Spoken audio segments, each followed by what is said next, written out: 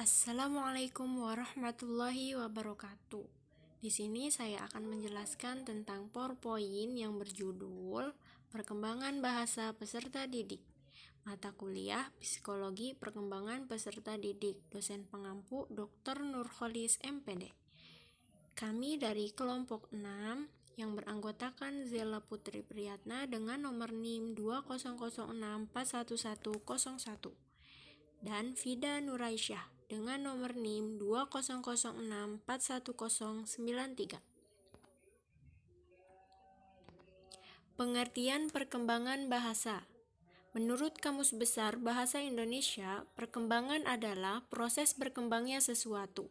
Menurut Plato, bahasa adalah pernyataan pikiran seseorang dengan perantaraan onomata atau nama benda dan remata atau ucapan, yang merupakan cermin dari ide seseorang dalam arus udara lewat mulut.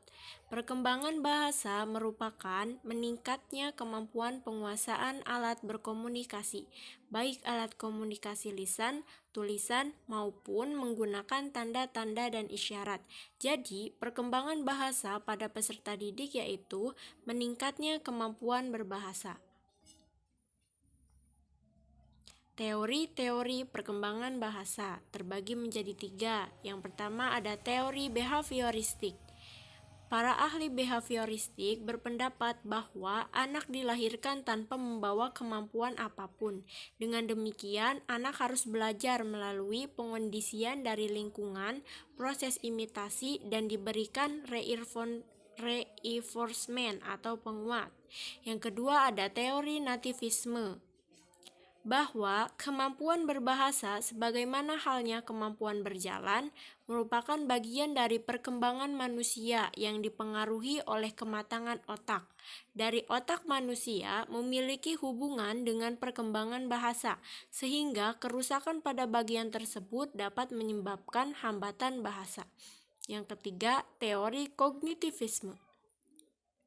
Vygotsky 1986 mengemukakan bahwa perkembangan kognitif dan bahasa anak berkaitan erat dengan kebudayaan dan masyarakat tempat anak dibesarkan. Selanjutnya, tahapan-tahapan perkembangan bahasa. Yang pertama, tahap sensori motor dari umur 0 sampai 2 tahun. Pada tahap ini, kegiatan intelektual anak hampir seluruhnya merupakan gejala yang diterima secara langsung melalui indera. Yang kedua, ada tahap praoperasional. Dari umur 2 sampai 7 tahun, perkembangan yang pesat dialami oleh anak pada tahap ini. Anak semakin memahami lambang-lambang bahasa yang digunakan untuk menunjukkan benda-benda. Yang ketiga ada tahap operasional konkret. Dari umur 7 sampai 11 tahun, pada tahap ini anak mulai berpikir logis dan sistematis untuk mencapai pemecahan masalah. Yang keempat ada tahap operasional formal dari umur 11 tahun sampai 15 tahun. Anak mencapai tahap perkembangan ini ditandai dengan pola pikirnya yang seperti orang dewasa. Pada tahap ini, anak sudah dapat membentuk ide-ide dan berpikir tentang masa depan secara realistis. Faktor-faktor yang mempengaruhi perkembangan bahasa. Yang pertama ada kesehatan. Yang kedua ada inteligensi atau kecerdasan. Yang ketiga hubungan keluarga. Yang keempat, status sosial dan ekonomi keluarga. Yang kelima, metode pelatihan anak. Yang keenam, hubungan dengan teman sebaya. Semakin banyak hubungan anak dengan teman sebayanya dan semakin besar keinginan mereka untuk diterima sebagai anggota kelompok sebayanya, akan semakin kuat motivasi mereka untuk belajar berbicara atau bahasa. Yang ketujuh, tingkat pendidikan orang tua. Selanjutnya, keterlambatan dan gangguan dalam perkembangan bicara. Pertama, ada faktor intrinsik, faktor yang berasal dari dalam. A. Retardasi mental. Semakin parah keterbelakangan mental, semakin lambat kemampuan komunikasi bicaranya. Gangguan pendengaran. Autisme. Autisme ditandai dengan keterlambatan perkembangan bahasa, penyimpangan kemampuan untuk berinteraksi. Yang kedua ada faktor ekstrinsik atau psikososial. Dalam keadaan ini, anak tidak mendapatkan rangsangan yang cukup dari lingkungannya. Anak tidak mendapatkan cukup waktu dan kesempatan berbicara dengan orang tuanya. Juga mengalami kurang makan atau child abuse. Maka kelainan berbahasa dapat lebih berat karena menyebabkan bukan deprivasi semata-mata tetapi juga kelainan saraf karena kurang gizi atau penelantaran anak. Implikasi perkembangan bahasa terhadap pendidikan. Guru harus mampu melakukan pengembangan bahasa seperti bahasa peserta didik dengan menambahkan pembendaharaan bahasa lingkungan yang telah dipilih secara tepat dan benar. Perkembangan bahasa yang menggunakan model pengekspresian secara mandiri, baik lisan maupun tertulis, dengan mendasarkan pada bahan bacaan akan lebih mengembangkan kemampuan bahasa anak membentuk pola bahasa masing-masing. Dalam penerapan model ini, guru harus memberikan rangsangan dan koreksi dalam bentuk diskusi ataupun komunikasi bebas.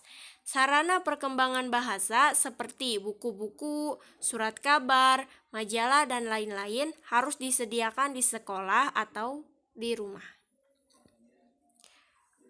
Ini hasil observasi kelompok kami yang dari umur 0 sampai 2 tahun. Namanya Cika. Pada anak ini, dia memiliki beberapa keterlambatan perkembangan bahasa seperti tidak dapat memahami satu kata kunci dalam sebuah kalimat, contohnya di mana mata, dan tidak bisa mengoceh kata ma.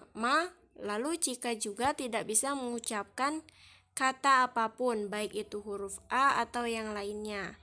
Dalam kata lain, belum bisa mengucapkan kata dan berbicara, tetapi dia bisa memahami gerakan tubuh seperti melambaikan tangan.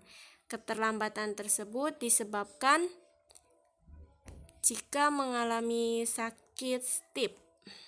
Selanjutnya, observasi yang kedua itu dari umur 2 sampai 6 tahun. Di sini ada Devika Sari. Pada anak ini memiliki beberapa keterlambatan, yaitu tidak dapat mengikuti beberapa instruksi yang diberikan, contohnya ayo ke sini.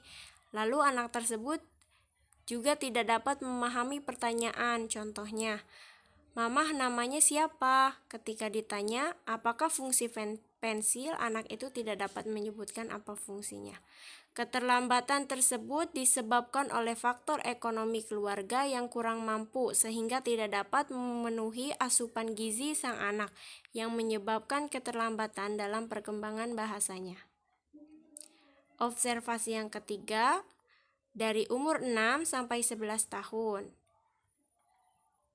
Pada anak ini memiliki keterlambatan perkembangan bahasa, yaitu ketika disuruh mengekspresikan sesuatu pendapat tentang guru favoritnya di sekolah dan kenapa bisa suka terhadap guru tersebut, anak tersebut bisa menjawabnya. Namun tata bahasa yang digunakannya atau kata-kata yang keluar masih terbata-bata dan terlalu lama memikirkan kata-kata yang ingin diutarakan. Hal tersebut bisa terjadi karena kurangnya membaca buku, jarang mengutarakan perasaannya kepada orang tua, dikarenakan orang tuanya tidak berkenan mendengarkan pendapat dan cerita anaknya. Observasi yang keempat, dari umur 11 sampai tua. Pada Bapak Edi Handoko yang kami observasi memiliki keterlambatan perkembangan bahasa dikarenakan mengalami kecelakaan mobil umum yang mengakibatkan sistem saraf beliau mengalami kerusakan. Tetapi jikalau Pak Edi mendapatkan penanganan yang baik dan optimal, maka dapat disembuhkan. Dikarenakan keluarganya yang kurang mampu, beliau kurang mendapat pengobatan yang maksimal. Sehingga Bapak Edi tidak dapat berbicara seperti orang normal lainnya. Akan tetapi, Pak Edi dapat memahami perintah dan pembicaraan seseorang melalui gerakan tubuh dan juga dapat meresponnya. Itu presentasi dari kami. Mohon maaf jika ada kekurangan. Baik, terima kasih. Wassalamualaikum warahmatullahi wabarakatuh.